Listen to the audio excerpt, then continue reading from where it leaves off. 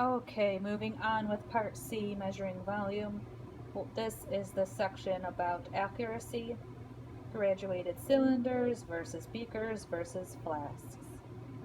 So step 1 says to record the mass of a 50 milliliter graduated cylinder.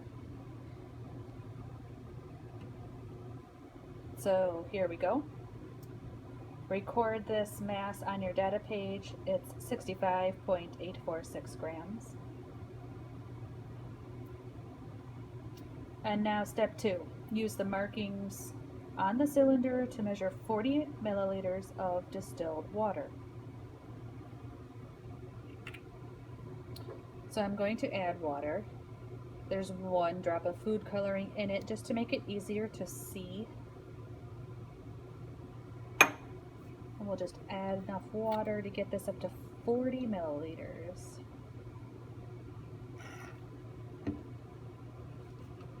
So 40. 20, 25, 30, 35,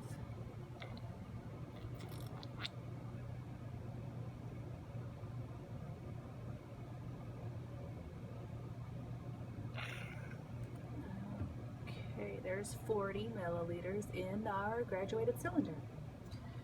Okay. Now what? Re-weigh the graduated cylinder with the water. I have to remember to take the funnel out. We don't want to weigh that.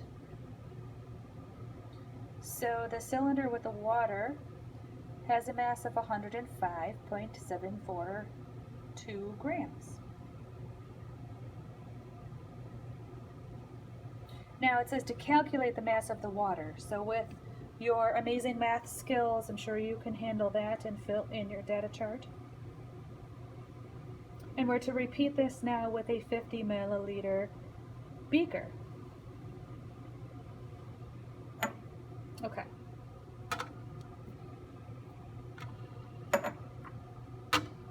There's a 50 milliliter beaker. Clean, empty, and dry. It has a mass of 20.171 grams. 170 grams. I'm going to pour the 40 milliliters of water into it.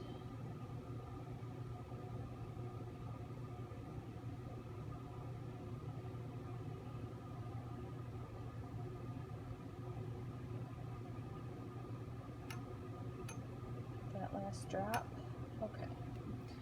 Now you can see that the level of the water is pretty far above the 40 milliliter mark, but this particular container only has markings for every 10 milliliters, and you can see the uncertainty is marked at plus or minus 5%, so it's got fewer markings.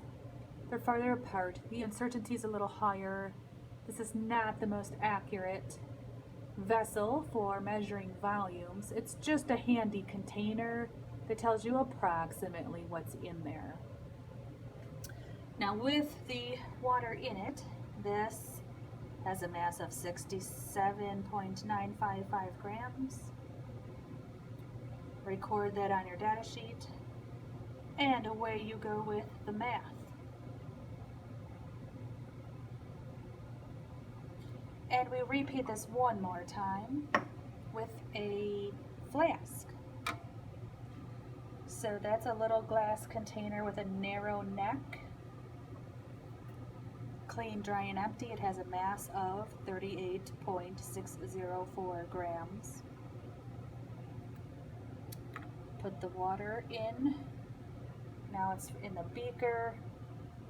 We'll pour it into our flask.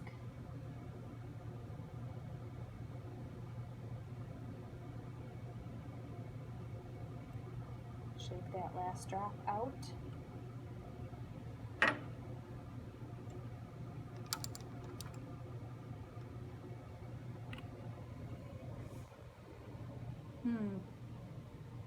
Looks like it's a bit above 40 milliliters. I didn't add any water. It's just not that accurate of a tool. It thinks there's a little more in there than there actually is. Again, the markings are only 10 milliliters apart. It just gives you an approximate idea of how much is in there. But that same 40 milliliters of water in this container pushes the mass up to 78.237 grams. So you want to record that on your data sheet.